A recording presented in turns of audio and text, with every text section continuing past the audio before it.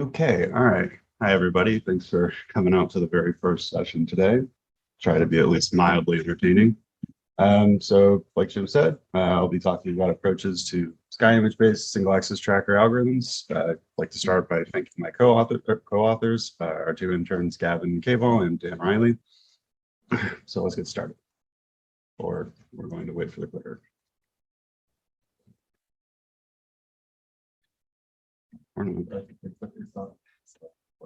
Yeah. Okay.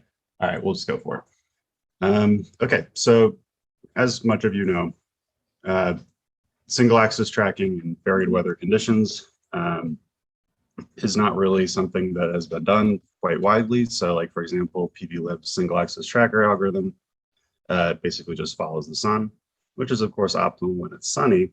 But in climates where it's not often sunny, the effects of clouds, scattering that results in the light becoming more diffuse, leads to optimizing only for the direct component to be no longer the best possible way to move.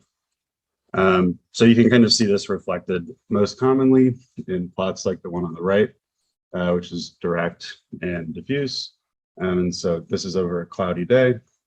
And so you can see that you see a pretty spiky signal in the direct, and then a jump correspondingly in the diffuse. And this corresponds to times when there's clouds covering the sun and moving around and the like. So to kind of illustrate what I mean by that, I've made this nice little GIF here. And so there's kind of a lot going on, but the orange line is the normalized angle of maximum radiance. So the original range on that is between 0 and 180, where 90 is flat, you know, your panel is facing directly towards the normal. The red line is the normalized irradiance that the panel receives at that maximum. Then in the background is sky images from our all sky imager. And so it's not really important about the magnitudes of things, but if you start to look at like the relative interactions, it becomes quite interesting. So number one, you see this really spiky irradiance signal, as well as this orange that seems to basically go at a 45-ish degree angle during the sunny times, and then it moves towards 90, moves towards the middle of the graph when there's clouds. And note that if you plotted PVLib's tracking algorithm here, it would basically just be a line going all the way straight like that. So what this kind of means for tracking is that there are clearly times when just moving in a straight line is you're gonna lose some irradiance. And also that there's these micro weather effects that you see reflected, like pretty short term sub-hourly events that, you know, make a deviation and return to clear sky that we don't often model or use. So what do we do with this information? And more importantly, where did I get it? Because, you know, you're probably saying, well, Ben, if you have the angle of maximum irradiance, why don't you just use that as your tracker algorithm? We'll get to it. So this stuff that I just showed comes from multiple different data collection methods and sensors. So we have a sky camera that sits on our weather tower, captures these hemispherical sky images that show like the whole distribution of the sky. So you can see like right there is like a little weather tower thing. So you can basically see almost horizon to horizon. And these are collected in real time, along with laser. Nice. This instrument, this is called a multiplanar irradiance sensor. And basically what this is you have a little irradiance sensor right up top here that rotates back and forth in about 10 seconds.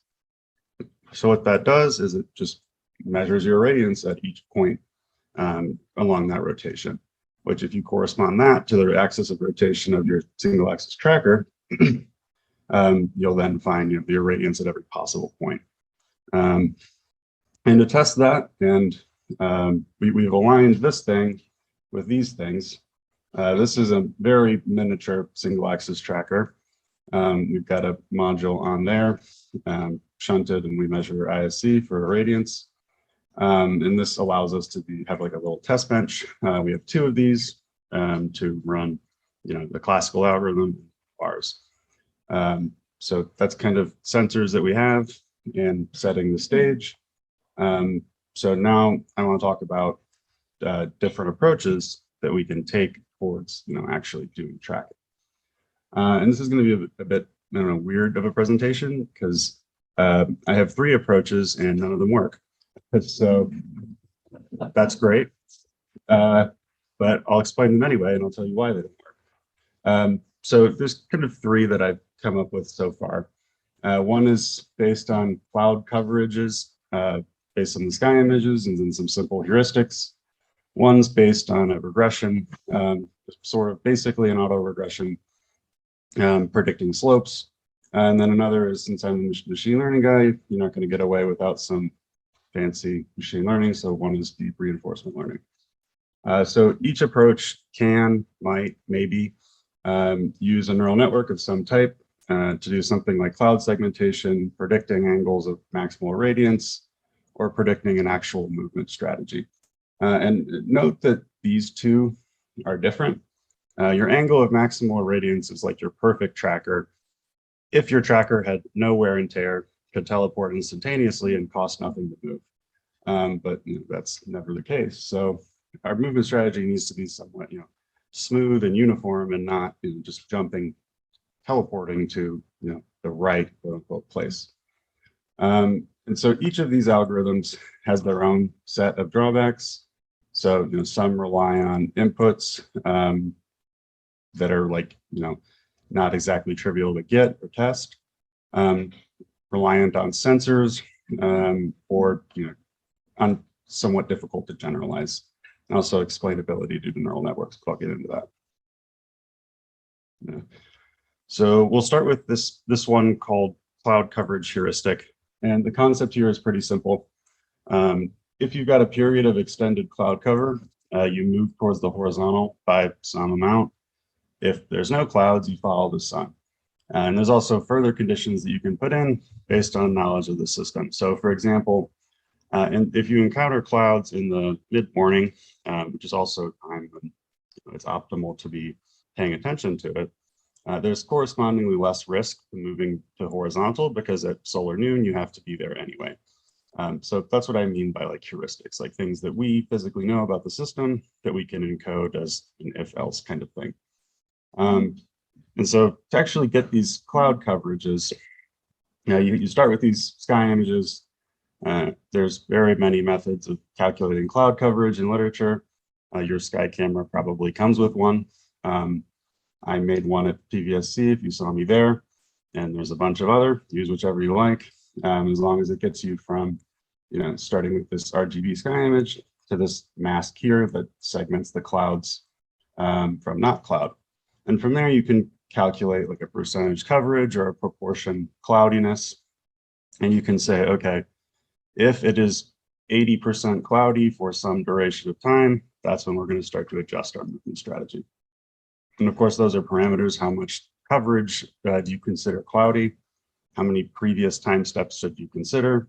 Should you only be thinking about the immediate past, or should we be thinking about maybe an hour into the past? And so actually using these parameters, we've basically grid searched through everything, simulating using our multiplanar irradiance sensor. And we found that this particular algorithm gives us a 0.06 to 0.08 gain in New Mexico, which is not really very much, but I'll talk more about why that is later. But it's important to note that this grid search over the parameter space ended up basically the same as just teleporting to the right location. It was very reactive.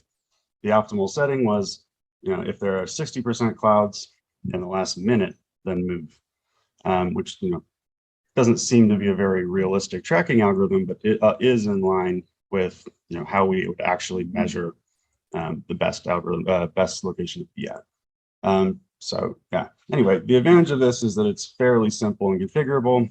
Disadvantages is site-specific stuff going on, and I'll talk about performance in a bit. So moving on, here's a different one. I call this past n regression for tracker motion. So this says, okay, let's take the last n, whatever you set n to be, minutes of angles of maximal irradiance that you've found.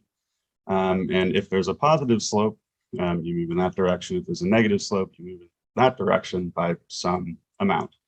So you can see that on the right here, this results in kind of like a step function-ish type thing. And you can set how far it moves and how frequently it moves to kind of result in like a smoother experience, like with the blue line. The green is the perfect multiplanar irradiance sensor. Then the orange is a very reactive one. So the kind of advantage of this one is that it's quite simple in what it's doing. Like doing auto regressions is very well studied, but the disadvantage is, of course, you do need these predictions of maximal angles. And that requires a device like the multiplanar irradiance sensor or this one that Keval and I have been making, just mounting a panel on the axis, goes back and forth, shunt it, measure current, and that'll give you not irradiance, but it'll give you something that's correlated to irradiance. And for this purpose, since all we need is the angle, that works fine. So you can build one of these. You can buy a multiplanar irradiance sensor from Jim Augustine, or you can take this neural network that I've built, train it on one of these things or the multiplanar irradiance sensor, and use that as a model to kind of imitate this sensor, so you don't actually have to deploy one, because more moving parts, more new sensors is another sticking point for error. And the performance on that is fairly decent. So in the blue would be the neural network, the orange is the truth, and then the green is what PVLib says to do. So that's an option, but the main disadvantage is you have to do one of those. Okay, and then finally, our last algorithm to talk about is a variant of reinforcement learning called deep Q learning. If you're not very familiar with reinforcement learning, it's the somewhat more quote unquote AI type of machine learning, because you're essentially asking it to interact with the world and make decisions about it. So this particular variant called Q learning is built upon this big Q table. And what this Q table does is it tabulates possible states and possible actions to take. And then in their corresponding cell, it writes down what the expected value of that movement is. So in our case, a good expected value would be, all right, well, how much irradiance do we receive for moving in this way? So versus the other moves, what's the irradiance gain of making this particular one? So for example, the states could be sky images, and then the actions could be move left 5 degrees, don't move right 5 degrees, or it can also be continuous, but that's slightly harder. So then the question becomes, all right, how do we build this big Q table? How do we build up our knowledge of the system? And in traditional Q learning, you literally iterate through this whole table with all possible configurations. So as you could imagine, if we're considering a sky image to be a state, we have them at 1 minute intervals for years. So that's a kind of computationally expensive. So we can take advantage of the fact that artificial neural networks, if you know nothing else about them, know that they're function approximators. And this is a function. It maps some state S of I to some action A of I, and then it outputs some number Q S of I A of I. And so what we can do is, instead of explicitly writing this table down, we can have a neural network approximate it. This serves as both a compression algorithm and a decision-making algorithm. The compression aspect comes from, if we consider a sky image a state, that's fine, but there's going to be a lot of similarity between sky images. Like if it's cloudy in September, do we really need a sky image for every possible moment of time? So a neural network can kind of leverage relative differences between states and kind of compress that information down instead of explicitly tabulating it out. And so that's where we use the deep learning part of it. So the advantages of this is that this is data driven. You throw data at it, or you throw it on a tracker and you watch it learn. It's actually kind of cool to put it on the tracker, stand there and watch it figure out where the sun is. feel like Iron Man. So it's more fun. But of course, the disadvantage of this is that, like most neural network approaches, it's somewhat a black box. You can kind of ask it, hey, what are you doing? And it will say, it has no idea. It's just doing what it thinks is right and has no way to explain it to you. Whereas the other ones, if they do something particularly dumb, you can be like, well, why did you do that? And the answer could be, well, you misclassified the clouds, or your sensor was wrong. This one, I'm quite sure. It's also computationally expensive to train. So that's that. Okay. So now that I've talked about all these algorithms, we're kind of suffering from success like DJ Khaled here, because Albuquerque, New Mexico is kind of too good for PV. And if you've never been, it's very, very sunny and it's very rarely cloudy for extended periods. So, that's kind of the condition we're trying to optimize for. And it's already a small-ish effect. Diffuse is, almost always much lower than direct. And, especially since if you're optimizing for diffuse when direct is dominant, you really make a big mistake. So like, for example, the reinforcement learning agent, which just learns from data, in Albuquerque has decided to be lazy. I give it the PVLib angle, it says, that's good enough. Doesn't make any further moves. Why? Because it's too risky. Because if it says you should go to horizontal, but actually it's clear, then your penalty for making that movement is too high. And so our agent logically chooses, we're just going to stick with PVLib, we're going to stick with clear sky, and that's what we're going to do. So obviously that's no good for me. So what we've decided to do is install these sensors and sky cameras up at the Michigan Tech RTU. This map comes from Kevin Anderson's presentation at PVSC, where they're calculating potential gains to optimize for diffuse.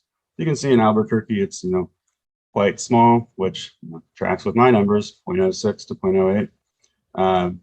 Whereas up here, you can get into the 0.6 to 0.8-ish region. So that'll be easier to test. And then finally, in addition, I'm only really considering diffuse here. There's other conditions, such as shredding snow, wind stow, terrain. These things have been covered or will be covered by other presenters, so stick around. So that's kind of other things that we could incorporate and will incorporate once we're up here in Michigan. So that is about it for me. So here's my contact, and thanks for listening.